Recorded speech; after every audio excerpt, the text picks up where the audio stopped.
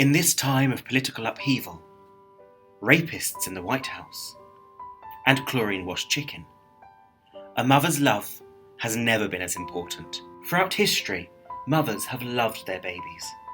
Mothers have protected their children and watched over their children, keeping them safe from harm. Mothers suffer for their babies. Babies don't suffer for their mothers. So I'm sure you can understand my heartache when my own adopted daughter, Vivian, decided to shatter that love by releasing an illegally caught video of me to the Sun newspaper. I need to talk about my contract. What about your contract, darling? I can't keep doing this for you. You are on a 0-hour contract. Yeah, I'm aware of that. You know, it's so difficult these days. First of all, we're all struggling, but not as much as people have acid attacks in their face.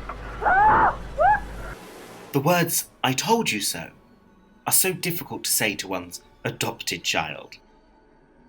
So here I present Fallowla Investigates, the importance of the 0-hour contract, and why I am always right.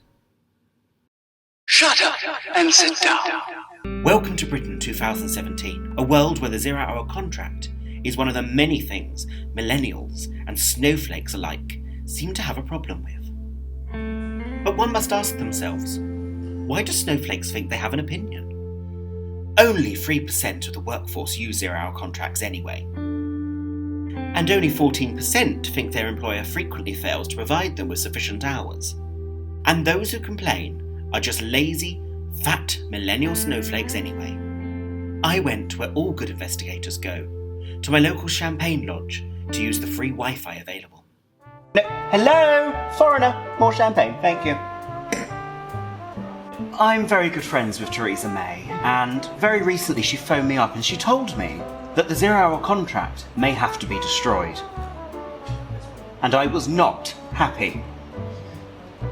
Without the 0-hour contract, my daughter may demand holiday, additional spends at the weekends, and some form of strong and stable employment. What kind of world would we live in if she was allowed that? I myself was on a 0-hour contract. Back in my days as a political correspondent in Syria, that was all on a 0-hour contract.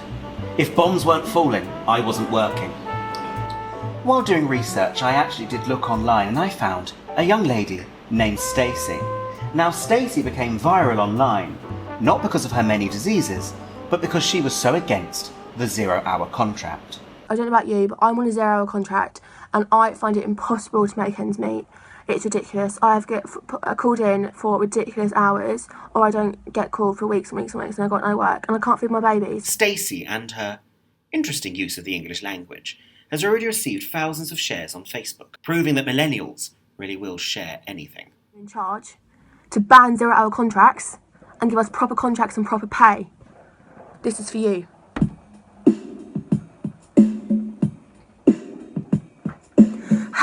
Hey, Theresa May, how many kids are you gonna let starve today? Hey, Theresa May, have you ever had to give a BJ because you can't afford to feed your bays? Bay or no bay, I had to meet the girl herself to see just how terrible her life must truly be. So, Stacey, you are on a 0-hour contract. Why are you not happy about this? I don't know if I'm going to get paid. I don't know when I'm going to get work. I don't know what's going to happen so I can arrange to look after my kids. I don't know how much money I'm going to have that month to live off. I don't know what food I can buy.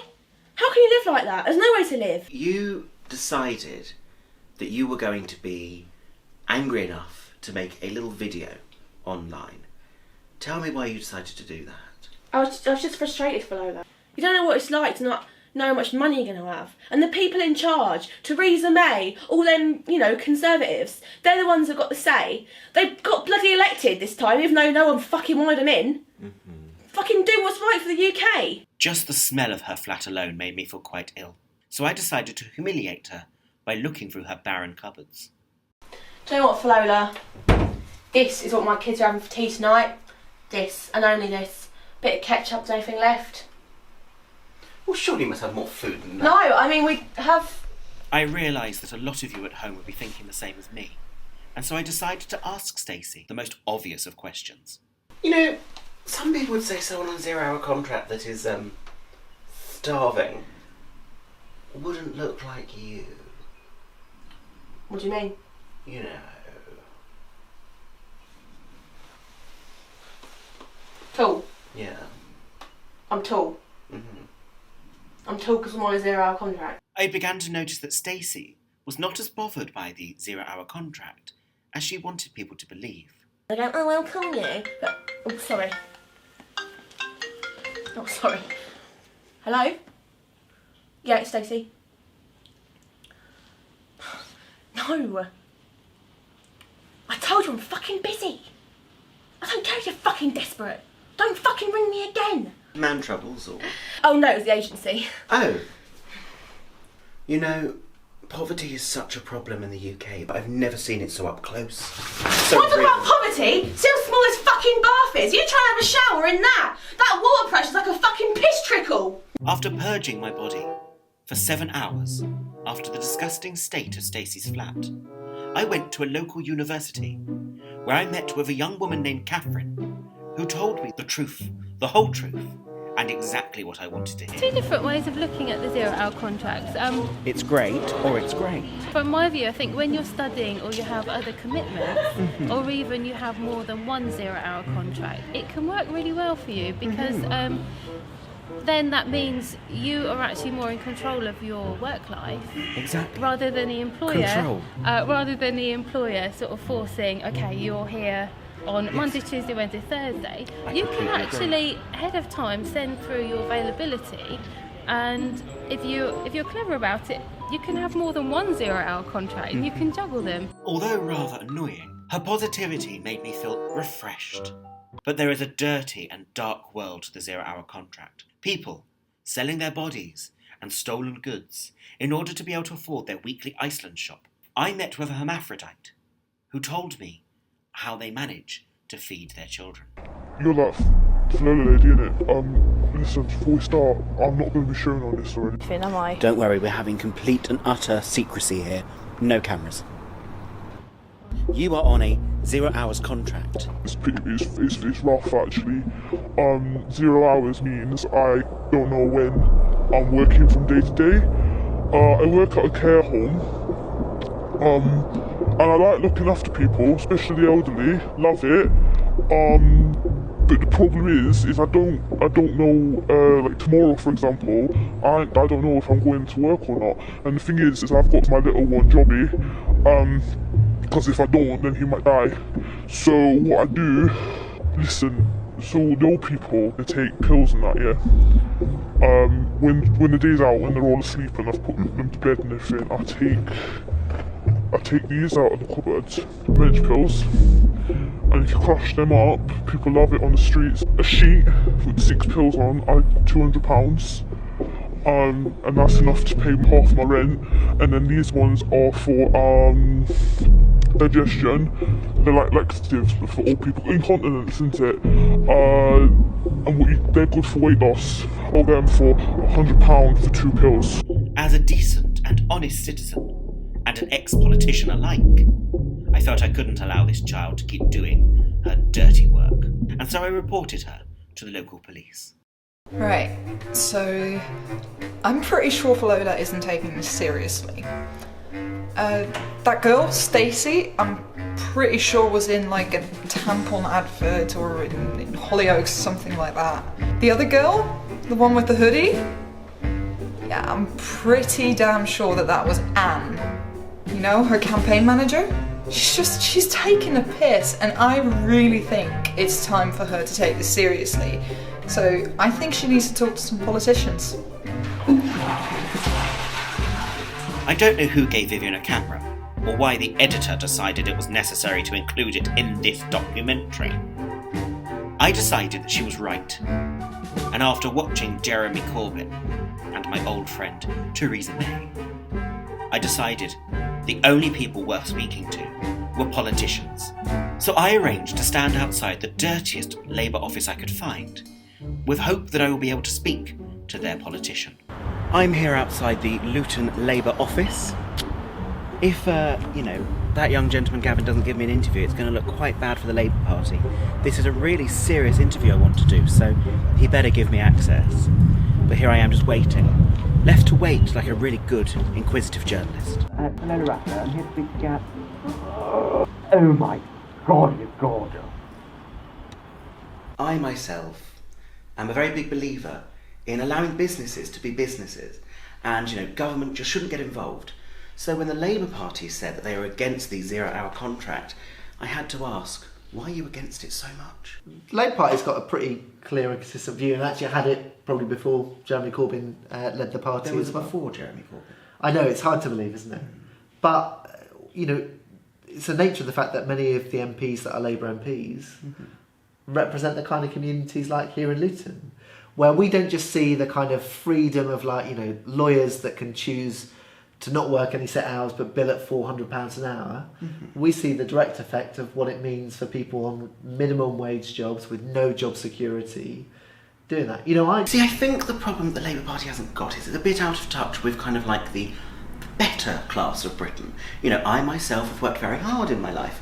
I had my BBC TV shows, my political correspondencies, and I have a lot of money from the ex-husbands. And, I don't want to give that money to, Pauline, who sits at home all day, eating chocolate, smoking fags, spending my benefits so she can go and do a few hours down the shop. I'd much rather say, if you want to have a job, fine, gets you off the list at the end of the day if they're on a 0-hour contract, no longer on the job centre. But at the same time, it means that they are not affecting my life, and as an employer, I don't have to pay them, taxes and all those problems like that. It's a real problem for me doing that. But Pauline's probably the person that makes your society work for you. People like Pauline are the ones that pick up your litter. They're the people that enable us to educate our kids. There's someone that's actually paying into the system, that probably not paying as much as you with your very well-paid job, as we all know. But actually, they're putting in probably more proportionately. And if we want to be a society that works together, all the bits working together, we can't just drive people like Pauline out of the labour market. So what you're saying is for me to have the comfortable and, clean lifestyle that I live, Pauline has to be treated just as well as me. It's a pretty radical idea, which is why the Labour Party exists. I don't know how I feel about that personally, that's... because here's the thing, I employ my daughter Vivian. My daughter Vivian on a 0-hour contract. She's foreign, because she's adopted, I don't have biological children. Adopted, foreign daughter, 0-hour contracts. Now, as it is, when Brexit happens, thank God, she is going to be deported most likely, because I don't particularly like her. I might jack her in for a new model, one British one, but it was cheap at the time, darling. And I always felt that putting on a 0-hour contract was beneficial for both of us, but from what you're saying, it only benefits me. What's her long-term strategy? Is she going to stay on a 0-hours contract for the... She'll do as she's told. ...rest of her life?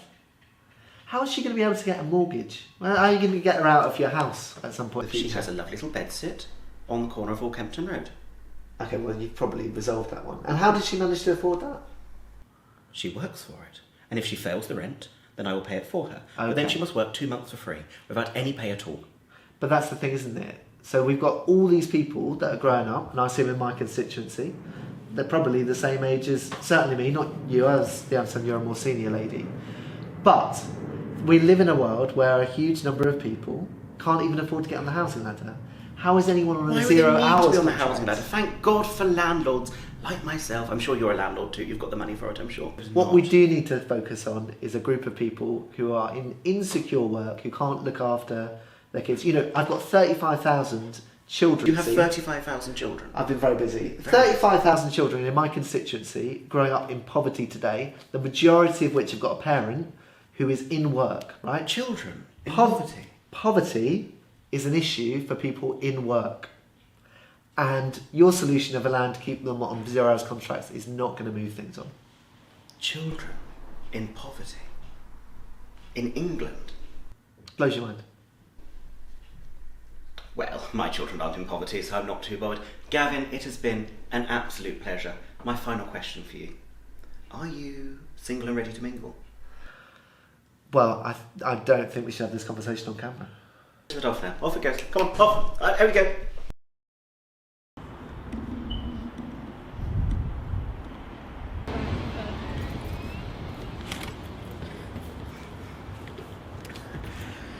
no, that was a really interesting interview. You know, Gavin is so enlightened, and children in poverty, and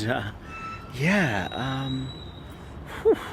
So I think that's really kind of like opened my eyes, and yeah. What do you want, Vivian? Why is your lipstick smudged? It's not smudged. Yes, it is. Did you just... No. So should we go back and 0-hour contracts and yeah. My time with Gavin made me come to the decision that it was time for me to reflect on what Vivian had said to me. After walking past some severely dirty windows and down some dark and overlit paths, it was time for me to inform her of the decisions I had made on her behalf.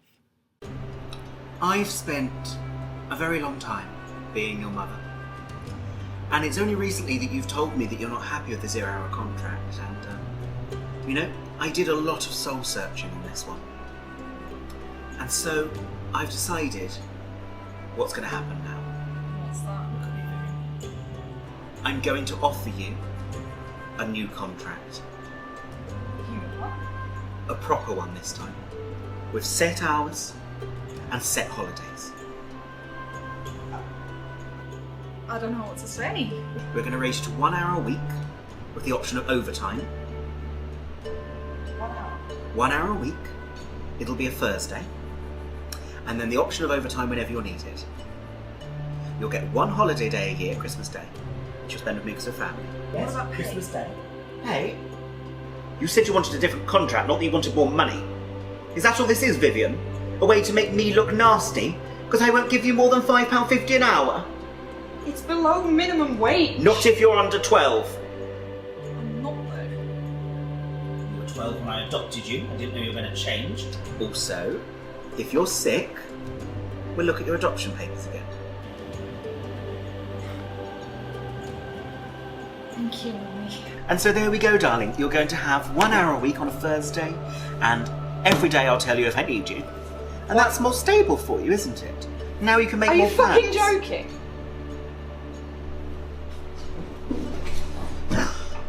And so here's what we learnt today. The 0-hour contract can be beneficial if you're a young person or a student. It can be negative if you're a single mother, like Stacey.